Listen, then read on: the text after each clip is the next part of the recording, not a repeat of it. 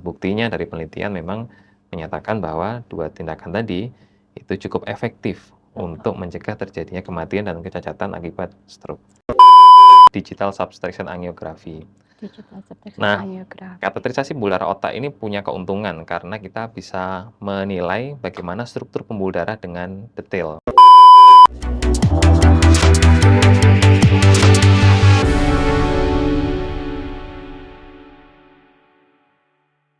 Halo sahabat Persada, bagaimana kabar Anda hari ini? Semoga semua dalam kondisi sehat ya.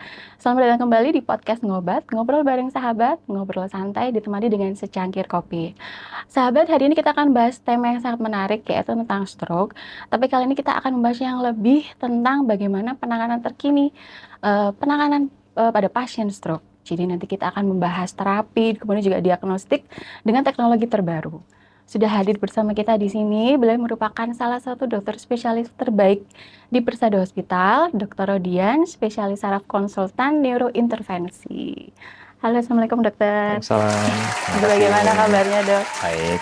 Terima kasih sudah datang di Ngobat dokter. Hari ini kita ngobrol santai ya dok. Siap. Kita akan share ilmu tentang stroke. Dokter, Oke. kita mungkin langsung ke pertanyaan aja ya dok. Boleh. Ya. Dokter mungkin bisa dijelaskan dulu ya dok, gambaran penyakit stroke secara umum sebenarnya apa ya dok stroke itu? Ya, secara umum stroke itu merupakan suatu gangguan aliran darah ke otak. Jadi suatu penyakit yang menyebabkan terganggunya aliran darah ke otak. Setidaknya ada dua penyakit stroke ini. Bisa penyakit stroke yang disebut sebagai sumbatan atau bisa pecah pembuluh darah. Pada prinsipnya ketika aliran darah ke otak itu terganggu, maka fungsi otak itu akan menurun. Fungsi otak yang menurun memberikan gejala. Gejala yang bisa kita temui misalnya kelemahan, wajah menjadi merot, bicara pelo, dan segala macamnya. Tergantung pada area kerusakannya. Oke dok, ya betul.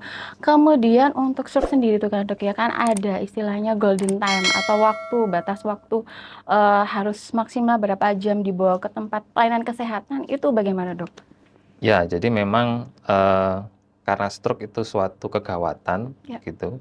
Kenapa kita sebut kegawatan? Karena semakin lama kita menunda tata laksana untuk stroke, maka semakin banyak sel otak yang mengalami kerusakan dan kematian. Nah, sehingga akan menyebabkan timbulnya baik itu kecacatan, bahkan sampai kematian itu sendiri.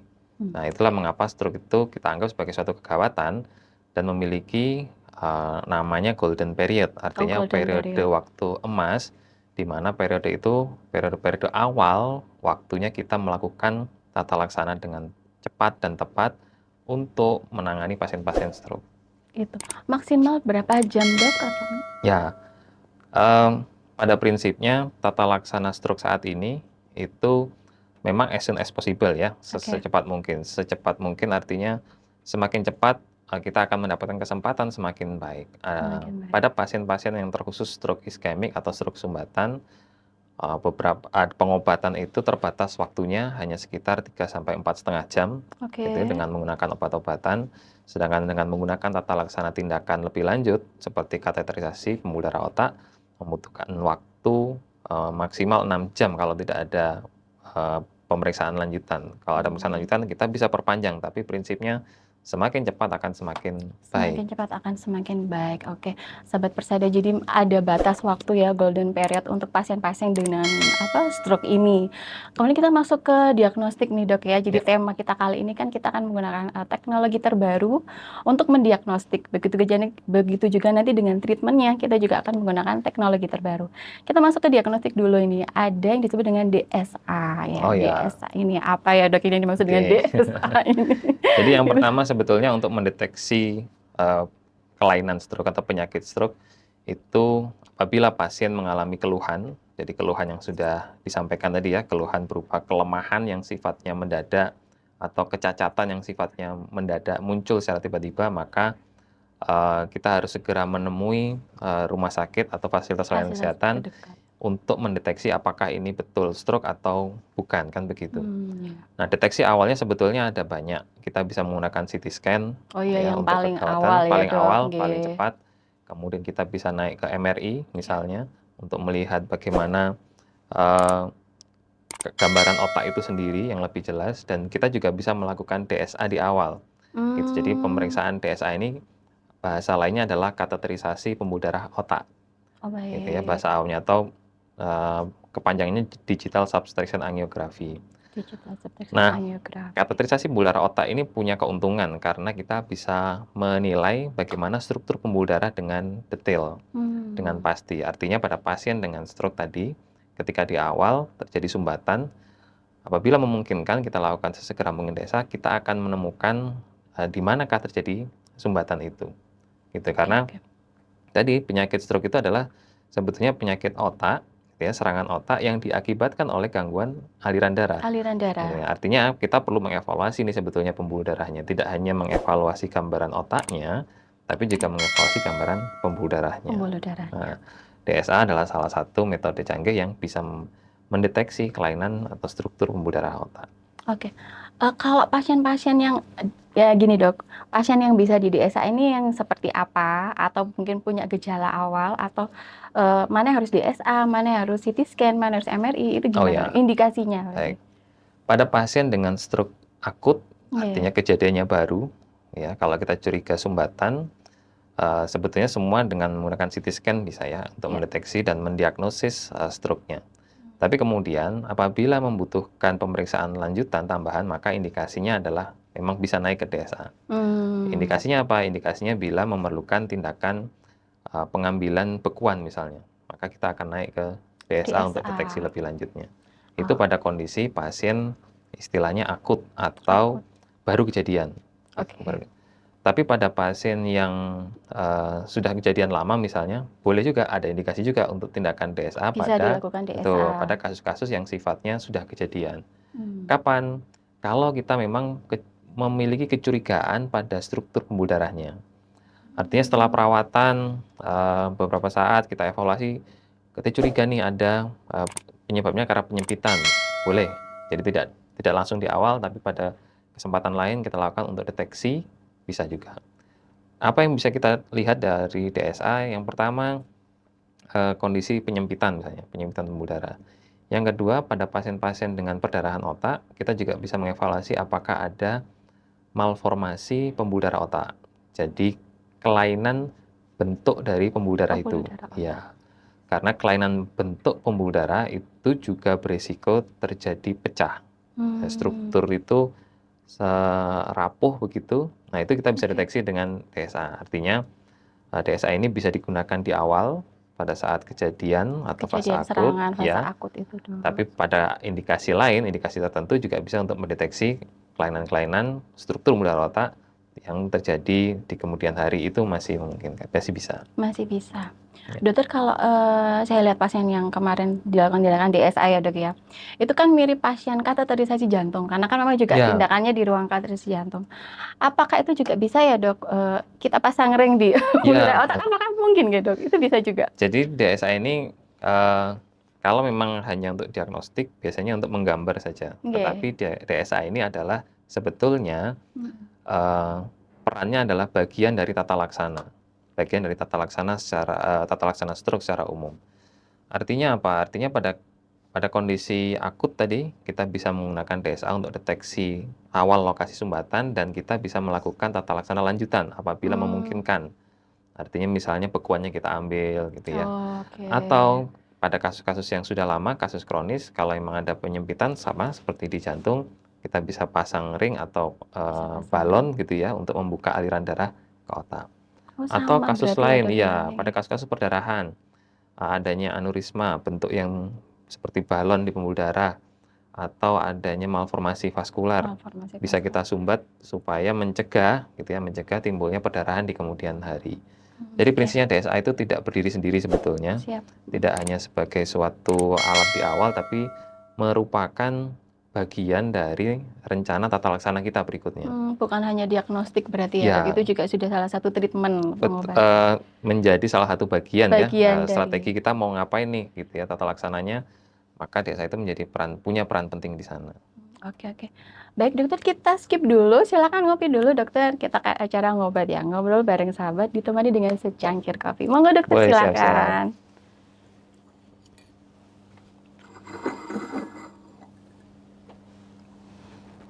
Dokter suka kopi juga dok? Ya, Kadang-kadang. Oke, terima kasih dok. Dokter kita kembali lagi ya dok, ini masih yang tema ya. DSA ini ya dok. Sobat Persada, tindakan DSA ini bisa dilakukan di Rumah Sakit Kami Persada Hospital tentunya setelah berkonsultasi dengan dokter spesialis saraf, dokter Odian. Baik, kita lanjut lagi ke pertanyaan selanjutnya. Dokter, untuk DSA ini sendiri, apakah ada risiko atau efek samping ya dok dari tindakan ini? Ya. Semua tindakan pasti ada resiko Pasti ya, ada pasti ada risiko, resiko. Tapi betul, betul, prinsipnya betul. tindakan DSA ini eh, resikonya cukup ringan, gitu. Efek sampingnya ringan, tidak banyak. Dan kalaupun ada efek samping, biasanya sifatnya reversibel atau sementara. Sebentar. Misalnya nyeri pada area puncture, ataupun kalau ada gejala sisa, biasanya hanya bertahan 1 kali 24 jam. Oke. Yang pasti adalah memang tidak serta-merta ya kita melakukan, pasti akan ada penilaian screening terlebih dahulu Screening terlebih dahulu. terkait keamanan pasien untuk melakukan tindakan ini. Oke, siap dokter. Untuk tindakan DSA ini sendiri, dokter sendiri atau dengan tim ya dok, teamwork yang bekerja di dalam DSA itu Ya, kira-kira? jadi sebetulnya memang prinsipnya tata laksana itu sebetulnya adalah teamwork ya. Ya, Tindakan ini bisa dilakukan oleh dokter neurointervensi, oke. bisa dilakukan juga oleh dokter radiologi intervensi dan bedah saraf velovaskuler atau endovaskuler. Jadi kalau di sini kita bisa mengerjakan secara tim begitu. Prinsipnya yang penting adalah memang mengkonsultasikan terlebih dahulu ya, karena kita akan memastikan keamanan bagi pasien. Kecuali memang tadi pada fase akut atau mendadak, ya kita akan sampaikan bahwa ini ada kepentingan untuk Betul. tindakan. Ya, Memang tindakan medis yang harus ya diperlukan untuk kalau pasien. emang indikasi pasti kita sampaikan. Oke, siap dokter. Nggih. Baik, kita lanjut ke yang treatment nih dok, Oke. tentang penanganan selanjutnya. Oke. Setelah kita mendiagnostik DSA, kemudian juga ada tindakan selanjutnya yaitu trombolisis atau trombektomi. Lah itu apa dok? Itu makanan apa ya dok? Belinya Ya, di mana? Gimana dok ini? Jadi apa sih yang dilakukan rumah sakit gitu ya, Iya, prinsipnya ketika ada pasien datang dengan gejala stroke gitu ya. betul.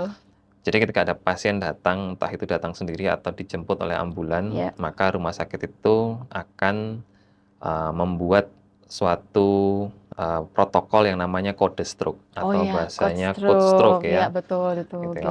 Kalau sekarang kan lagi tren film-film Oh, Korea juga code gitu ya, trauma. ada code trauma itu sebetulnya Iya, di stroke kita mengenal ada namanya code code stroke. stroke Oke, ya. iya, Jadi apa siap. yang harus dilakukan rumah sakit? Sebetulnya rumah sakit menyiapkan yang namanya code stroke. Iya. Code stroke adalah suatu seperangkat tim gitu ya yang akan berusaha melakukan tata laksana secara cepat dan tepat pada pasien dengan gejala stroke.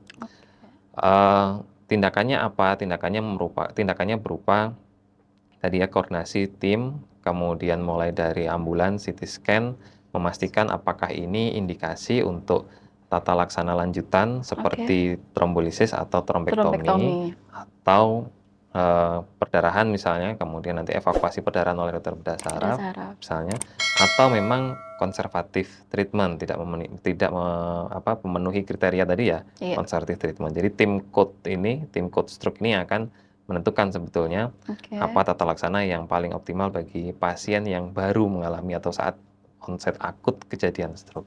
Ya. Nah, pada pasien yang memenuhi kriteria, yaitu misalnya datang kurang dari 3 sampai 4,5 jam 3 sampai 4 jam tadi ya sumbatan dok ya, yang golden golden itu period. masuk menjadi indikasi trombolisis. Oke. Nah, apa yang disebut trombolisis? Berasal dari kata trombus dan lisis, artinya menghancurkan, melisiskan itu menghancurkan trombus. Trombus itu bekuannya. Bekuan. Trombolisis ini, metode yang digunakan adalah obat-obat yang dimasukkan secara intravena atau melalui infus. Oke. Jadi melalui infus dengan obat khusus, obat ini diharapkan mampu memecah sumbatan atau bekuan di pembuluh darah. Bekuan darah itu Iya. tadi. Problemnya adalah ada masa waktu, artinya maksimalnya gitu. Oke. Kenapa ada maksimalnya? Kalau dari penelitian memang paling baik diberikan kurang dari 3 jam sebetulnya. Ya, 3 sampai 4,5 jam ini suatu rekomendasi, dan kalau dikerjakan lebih dari 4,5 jam, ternyata efek sampingnya akan lebih banyak daripada manfaatnya. Ya. Oleh karena itu disarankan memang hanya 3 sampai 4,5 jam pada kasus-kasus yang memenuhi kriteria untuk trombolisis tadi. Nah, kalau lebih dari itu bagaimana? Begitu kan pertanyaannya. Iya, betul. Kalau pedomannya bisa menggunakan yang kedua nanti, namanya trombektomi. Trombektomi ini artinya berasal dari kata trombus dan embolektomi. Tomi itu mengambil. Jadi trombusnya tadi bukan dihancurkan dengan obat, tapi diambil dengan alat. Berarti tindakan ya dok, ini Betul, tindakan medis. tindakan medis untuk mengambil bekuan yang Oke. menyumbat tadi. Yang menyumbat tadi, Ini yang trombus disebut tadi. trombektomi. Bagaimana prosedurnya? Nah, prosedurnya adalah sebenarnya dengan menggunakan DSA tadi. Oke ya dok, Nah, siap, jadi siap, siap. DSA atau kateterisasi pembuluh darah otak tadi kan awalnya memang untuk mendiagnosis. Tapi ketika memang sudah ketemu ada bekuan, ada sumbatan, maka kita akan melanjutkan dengan tindakan trombektominya. Trombektomi. Kita akan masukkan alat yang bisa menangkap atau menyedot bekuan itu sampai kemudian bekuan itu keluar dari tubuh. Nah, dengan bekuan itu bisa keluar, harapannya aliran darah ke otak kembali menjadi lancar. Kembali. Gitu. Oke. Nah, kalau tindakan trombektomi sama sebetulnya, tetap ada jeda waktu, tetapi jeda waktunya bisa lebih longgar, antara 4 sampai 6 jam masih bisa dikerjakan. Boleh dikerjakan lebih dari 6 jam asal kita mampu memastikan istilahnya viabilitas dari otak itu sendiri. Kalau sel otaknya masih bagus, kita kerjakan lebih dari 6 jam nggak ada masalah. Bisa. Tapi memang kalau lebih dari 6 jam, memastikan kondisi otak bagus itu dengan pemeriksaan MRI. Gitu. Jadi kalau di awal kita mau cito istilahnya ya, bahasa cepet-cepetan gitu, CT scan cukup gitu, CT scan. Tapi begitu lebih dari 6 jam sebetulnya kita membutuhkan MRI untuk memastikan dulu kalau memang kondisi otaknya masih cukup aman untuk dilakukan tindakan trombektomi, boleh trombektomi dilakukan. Iya. Oke. Oleh karena itu sebetulnya memang tata laksana yang cukup apa istilahnya advance begitu ya. Iya. Membutuhkan banyak peralatan dan banyak alat yang harus disiapkan gitu, fasilitas lah, sarana yang harus disiapkan. Pasca itu pun pasien tetap harus dalam observasi di ruangan khusus ya, di ruang khusus. ICU berarti ya dok ya? Ya, prinsipnya high care ya, High care yang biasa kita sebut sebagai unit stroke. Unit stroke. Oh, jadi unit yang memang khusus menyiapkan untuk perawatan pasien stroke. Pasien stroke. Nah, untungnya gitu ya, untungnya semua fasilitas ini sebetulnya ada di Persada. Siap. Jadi mulai dari CT scan, lengkap MRI, semua tersedia. ya, sampai unit stroke tersedia di Persada. Sehingga sebetulnya kita punya kode stroke ini atau code stroke ini dan bisa diaktifkan kapanpun. Oke, dok, tadi ini saya mau menarik, bukan kesimpulan ya dok ya, urut-urutannya ya dok. Berarti misalkan nih dok, ada pasien di rumah, kemudian mungkin dia tidak sadarkan diri dan kemudian ada seperti kelemahan. Itu golden period ke pelayanan kesehatan 3 jam maksimal. Betul, tadi ya dok. 3 jam. Maksimal 3 jam pasien bisa ke rumah sakit. Setelah itu kita masuk alur code stroke nih dok ya, pemeriksaan dan lain-lain, ternyata memang adanya sumbatan. Nah, sumbatan maksimal 3 jam dia bisa dilakukan yang tindakan trombolisis tadi ya. Trombolisis, betul. Tapi jika melebihi dari 3 jam maka trombektomi. Apabila mulai indikasi bisa memenuhi indikasi maka trombektomi. Dan yang poin paling penting yaitu semua tindakan ini bisa dilakukan di Persada Hospital. Oke. Dokter, kita ngopi lagi aja dulu ya dok ya dok, biar nggak pusing. Saya jadi pusing juga. Monggo dok, silakan ngopi dulu dok. Halo Sobat Persada, terima kasih masih tetap join di podcast Ngobat kali ini. Kita langsung saja ya, karena hari ini kita membahas temanya sangat menarik tentang stroke ini. Oke, kita tadi kan terakhir membahas tentang code stroke, urutan dari code stroke hingga pasien itu dilakukan tindakan, baik itu trombolisis ataupun trombektomi. Nah sekarang pertanyaannya ini dok ya, ketika pasien itu sudah melalui semua code stroke ini, sudah datang sesuai dengan golden period yaitu 3 jam, sudah dilakukan pengobatan, apakah itu memang bisa menjamin kesembuhan pasien ya dok? Oke, ya, jadi kita bekerja ini kan berdasarkan pedoman ya. Betul. Jadi pedoman yang sudah diterbitkan oleh konsensus secara internasional begitu. Dan saat ini konsensus internasional menyatakan bahwa penanganan utama pada pasien dengan stroke sumbatan itu ada 2. Yang pertama dari trombolisis dengan menggunakan cairan infus. Yang kedua adalah trombektomi pada kondisi khusus. Nah, kenapa kok 2 ini menjadi pedoman yang saat ini menjadi sebuah konsensus bersama secara internasional? Ya, sebetulnya karena hasil penelitian. Hasil penelitiannya memang menunjukkan kesempatan untuk hidup, gitu ya, artinya mencegah kematian, dan kesempatan untuk tidak sampai cacat itu cukup tinggi. Cukup tinggi. Jadi kita menjawabnya dari hasil penelitian gitu. Dari hasil penelitian yang saat ini, pasien-pasien yang memang indikasi dan dilakukan itu memiliki kesempatan untuk kesembuhan dan kecacatan yang lebih minimal ya dibandingkan pasien yang tidak dilakukan tindakan tersebut. Artinya upaya itu tetap harus dilakukan ya, Iya, walaupun betul, kita nanti semaksimal melihat mungkin. hasil akhirnya seperti apa, tapi kalau melihat konsensus artinya sudah dilakukan nih di seluruh dunia Di gitu ya seluruh dunia, basicnya. Dan geng-geng. itu menyatakan bahwa ini kita melakukan suatu tata laksana yang berbasis bukti sebetulnya. Oke. Nah, buktinya dari penelitian memang menyatakan bahwa 2 tindakan tadi itu cukup efektif Betul. untuk mencegah terjadinya kematian dan kecacatan akibat stroke. Bahkan memang akhirnya diadopsi sebetulnya oleh pemerintah menjadi program istilahnya program unggulan Kementerian Kesehatan ya untuk peningkatan tata laksana stroke saat ini. Tidak hanya stroke, ada beberapa program lain, tapi untuk stroke salah satunya adalah tata laksana hiperakut ini, baik Oke. dengan trombosis maupun trombektomi di seluruh daerah di Indonesia. Gitu. Berarti intinya meningkatkan berapa persen kemungkinan Iya, kesembuhan ya, pasien gitu, iya nggih. pastinya. Semakin cepat menuju ke tempat pelayanan kesehatan dan semakin cepat Iya, dilakukan tindakan, maka akan meningkatkan harapan hidup betul, ataupun betul. mengurangi resiko terjadinya kecacatan. Iya. Itu ya Bapak Ibu sekalian. Oke, kita langsung lanjut ke pertanyaan selanjutnya nih, Dok ya. Kalau nih misalkan Dok, kan biasanya ada juga pasien stroke yang rawat jalan ya Oh Dok ya, ya. Biasanya pasien stroke yang rawat jalan itu yang seperti apa sih Dok? Karena kan selama ini kita taunya pasien stroke itu ya di ICU, bed rest iya, iya, total iya. gitu. Baik, Bagaimana betul, betul. Dok? Jadi ada juga kan pasien nih yang datangnya tidak ke UGD tapi ke Iya, mungkin stroke poliklinik atau ringan gitu dirawat ya Dok, jalan ya. stroke ringan. Biasanya adalah pasien-pasien yang mengalami stroke ringan, yang Ya, tanda kutip merasa bahwa masih bisa beraktivitas begitu sehingga tidak langsung datang ke pusat layanan kesehatan, tapi iya. nunggu deh ntar waktunya sempat kapan baru Iya, periksa gitu baru ya. periksa. Nah, pada kasus seperti ini memang tetap ada resiko ya, tetap ada resiko timbul kecacatan yang permanen gitu karena di awal tidak segera mendapatkan pengobatan. Pengobatan. Tapi memang kalau secara gradasinya itu masih tahap ringan gitu. Jadi memang kita punya penilaian scoring ringan.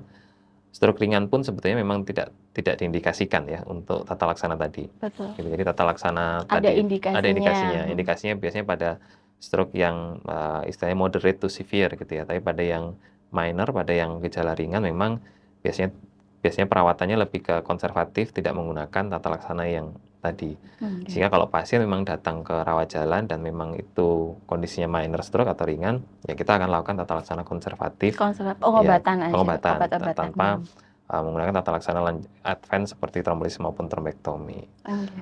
Apakah memang kemudian tetap boleh naik ke desa gitu misalnya Iya, ya? misalkan Ada pasien pasien minta rawat jalan gitu. sendiri gitu, pasien, "Aku mau di DS." Misalnya habis nonton podcast, "Oh, aku pengen di Iya, DS, aduh bisa nggak ya?" Gitu. asal sesuai indikasi bisa. Sesuai Jadi prinsipnya indikasi begini, bisa. pada pasien yang datang ke rawat jalan pun kan Iya. akan tetap kita melakukan investigasi lanjutan. Oh ya. Tanda kutip, kita tadi tidak hanya memastikan dari otaknya, tapi juga investigasi lanjutan melihat bagaimana kondisi pembuluh darah pasien, pembuluh darah yang mengarah ke otak. Kita punya banyak kebetulan kita bisa melakukan USG yang sederhana, Oh ya, USG karotis di sini juga ada, kita bisa ada gitu. melakukan TCD juga di sini juga ada, untuk mendeteksi aliran darah ke otak. Kalau memang gejalanya ringan nih, tapi kok dari screening-nya kita tetap curiga ada penyempitan ya, Iya. karena flow-nya nggak lancar nih dari pemeriksaan kita. Ya maka tetap ada indikasi untuk kemudian kita naik ke desa supaya kita bisa memastikan dengan pasti ya, Dengan dengan real pasti, time, karena kan memang itu betul-betul karena dilihat ya, Dok, kelihatan ya, ke karena pembuluh darah. kita betul-betul bisa melihat secara real time di ruang kateterisasi, oh iya ini betul nih ada penyempitan. Nah itu baru kemudian Mmm, desa tadi memang ada indikasi gitu ya. Sehingga bisa saja asal memang memenuhi indikasinya, akan kita arahkan memang bila ada indikasi dan bisa dilanjutkan dengan tata laksana tadi. Tata laksananya apa? Kalau memang memenuhi indikasi untuk kita buka dengan balon atau cincin atau ring ya, oke. maka akan kita pasang balon atau ring. Oke, siap. Dokter, maaf Dok, ini kita flashback ya Dok ya, mohon maaf. Jadi kalau dari segi gejala nih Dok, gejala-gejala stroke awal itu apa ya Dok? Supaya Ya, kita nanti bisa aware, terus periksa ke betul, poliklinik betul. Pavilion Persada. Gimana Dok? Gejala yang paling sering itu Ya, adalah kita bisa menyingkat namanya segera. ke Iya. RS gitu ya. Iya. Ini senyuman. Jadi ada senyum Oh. yang tiba-tiba tidak simetris atau senyumnya merot gitu ya bahasanya, mulut merot Merot. gitu ya. Jadi senyum Oh, mendadak, senyum yang tidak senyum yang simetris. mendadak Nah, tidak teman-teman simetris. kalau ada teman yang senyum tidak simetris, itu bukan berarti dia tidak mau Harus menyapa ya, teman. pakai Siapa jari tahu itu gitu ya. gejala stroke. Oh iya, Dok, dia senyum gitu. Senyum gitu ya. Kemudian Kemudian ge-nya ini gerakan. gerakan. Oh, Jadi ada dari gerak gerakan. tubuh yang tiba-tiba mengalami kelemahan. Ada gerakan satu sisi Satu sisi kanan atau misalnya kanan kiri kiri, ya. yang mengalami kelemahan secara mendadak gitu. Oh, Dok, biasanya diawali dengan kesemutan dulu atau tiba-tiba lemes aja, Dok? Bisa kesemutan, bisa lemah. Paling banyak sebenarnya lemah ya, Langsung kelemahan. lemes Iya. aja. Satu sisi, Iya. oke. Senyum, kelemahan, kemudian, Dok? Kelemahan, jadi segeranya ini adalah bicara. Tidak mampu bicara mendadak. Tidak mampu itu bisa tidak keluar atau Tidak bicaranya bisa mengucap, cadel. tidak bisa berkata-kata. Iya. Kadang-kadang biasanya gitu. Aku tidak bisa berkata-kata. Bukan blocking ya, Oh, bukan lagi podcast blocking enggak, oh iya, tapi ya. Oh, tiba-tiba mendadak mendadak nggak bisa mendadak ngomong. tidak mampu mengeluarkan kata-kata atau tidak paham terhadap bicaraan. Orang bicara, orang mengajak bicara, komunikasi, tapi dia tidak bisa membalas komunikasi itu secara Iya. mendadak ya. Maka itu gangguan bicara yang kita anggap sebagai suatu serangan stroke. Itu serangan Gitu, stroke. iya. Oke. Segera, Segera ke-nya sebenarnya kebas tadi. Gitu, kebas. kebas, iya. Kebas itu kebas, iya apa dong ini? Sama satu sisi biasanya ya. Satu sisi kebas, tidak terasa apa-apa. Iya, mendadak timbul perasaan kebas atau perasaan kesemutan ya, sensasi Nggih. yang prinsipnya tidak nyaman di satu sisi. Itu Satu masih sisi. mungkin satu gejala. Segera Kemudian ke rumah sakit. iya, segera ke RS ya. Segera ke RS. R-nya adalah rabun. Mendadak tidak bisa melihat. Jadi Oke. tiba-tiba kok penglihatannya hilang, terganggu. Ini juga salah satu tanda gejala dari serangan stroke. Serangan stroke. Ya, yang terakhir S-nya sakit kepala. Pusing ya, Dok? Nyeri yang sangat Lebih ke hebat nyeri. sekali. Iya, jadi Bukan mendadak pembuluh darah otak.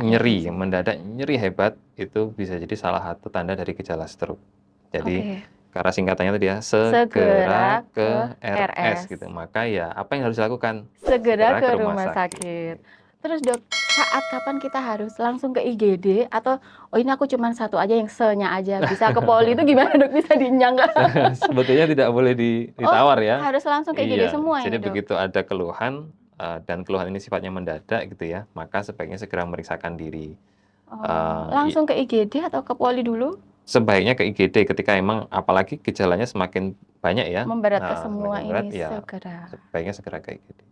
Dokter, faktor-faktor risiko itu apa sih, Dok, yang Ya, menyebabkan betul. orang apa aja sih, Dok? Jadi kan ya stroke itu suatu penyakit yang sebetulnya ada faktor risikonya ya. Faktor risiko ini adalah faktor-faktor yang bisa memberikan stroke ini gampang timbul gitu maksudnya kan. Nah, faktor risikonya ada beberapa macam. Ada yang sifatnya bisa dicegah atau modifiable, ada yang non modifiable. Kalau yang tidak bisa dicegah non modifiable, satu usia misalnya. Usia lanjut memang dari penelitian semua usia di atas 50 semua punya resiko gitu ya. Oh, di atas 50 tahun. 50 tahun semua masih resiko. jauh. Terus kemudian jenis kelamin, ada jenis kelamin tertentu yang memang lebih tinggi resiko stroke-nya. Apa itu, Dok? Resikonya lebih tinggi pada laki-laki dibandingkan Laki-laki, wanita. oh ya untunglah. Kedua, kemudian misalnya ras atau genetik tertentu gitu ya. Itu menurun ya, Dok, penyakit ini? Sebenarnya bukan menurun ya, tapi misalnya pada gen tertentu berisiko untuk timbulnya stroke. Itu kan sesuatu yang masih non modifiable saat ini gitu ya. Nah, ada yang modifiable. Apa yang modifiable atau yang bisa dicegah atau bisa diatur adalah satu gaya hidup. Gaya hidup yang tidak sehat, merokok, konsumsi alkohol berlebihan, kemudian less activity, kurang olahraga. Itu gaya hidup, termasuk makanan juga ya. A lot of sugar, a lot of sodium, jadi garam itu juga indikasi ya ini yang memicu. Ini yang harus gaya hidup ini yang harus dikurangi, kurang istirahat termasuk dan stres itu masuk gaya hidup. Yang kedua penyakit. Penyakit apa? Penyakit ini mulai penyakit metabolik seperti hipertensi, diabetes, Dok. Kemudian obesitas, termasuk gangguan tidur bisa juga. Insomnia juga memicu ya, bisa memicu. Jadi prinsipnya atau gangguan jantung, kelainan jantung ya, gangguan irama jantung cukup sering juga. Jadi prinsipnya ada penyakit dan ada gaya hidup. Nah, itu yang bisa diatur, dikontrol kalau bisa kita melakukan tata laksana ini sehingga tidak sampai kejadian stroke. Tidak sampai kejadian stroke. Oke. Baik, terima kasih, siap dokter. Oke dokter, tidak terasa ini kita sudah berada di penghujung podcast, tidak terasa ya Sobat Persada, karena memang materi yang diberikan hari ini sangat menarik. Oke dokter, mungkin ada closing statement untuk Sahabat Persada dok, bagaimana dok untuk stroke Ya, ini? artinya untuk sahabat Persada, Iya, apabila memang mengalami gejala tadi, gejala segera ke RS tadi, maka sebaiknya segera memeriksakan diri. Memeriksakan diri ini bisa datang langsung ke IGD, bisa call ambulans betul, Persada gitu kalau ambulan supaya ya Persada, artinya akan dijemput gitu ya, betul akan dibawa sekali. ke IGD untuk tata laksana lanjutannya. Kalaupun sudah pernah mengalami gejala, kalaupun sudah pernah atau punya faktor resiko dan ingin mengetahui resiko stroke-nya, bisa juga memeriksakan diri ke Ya, kami di Dokter Poli. Neurologi di Polisaraf gitu ya, sehingga bisa mendeteksi apakah resiko stroke-nya cukup tinggi Cukup atau tinggi. tidak. Tidak usah takut, tidak usah khawatir karena kita upayakan bersama untuk mencegah terjadinya kecacatan dan kematian akibat stroke. Mau Betul. bagaimanapun stroke ini masih menjadi suatu Iya, penyakit yang sifatnya emergensi gitu ya, emergency. dan yang di Indonesia masih menjadi penyakit yang menyebabkan kecacatan dan kematian Kecacatan. yang cukup tinggi. Iya, betul sekali. Baik Sahabat Persada, untuk Sahabat Persada atau kerabat terdekat yang memiliki tanda dan gejala stroke bisa langsung konsultasi ke Poliklinik Saraf Eksekutif Dr. Rodian. Itu bisa menghubungi hotline Persada yaitu di 0811 3058 8585. Kemudian untuk bisa langsung penjadwalan praktek beliau. Kemudian juga untuk nomor emergensi kami, jadi jika membutuhkan ambulans ya, kita sudah tahu sendiri golden period untuk pasien stroke itu maksimal 3 jam. Nah, ambulan kami akan selalu siap untuk menjemput Bapak Ibu sekalian. Bisa telepon di 0341 299 6299. Oke, Sobat Persada, terima kasih. Semoga apa yang kami share hari ini bisa bermanfaat. Thanks for watching and have a good day. Bye-bye. Terima kasih.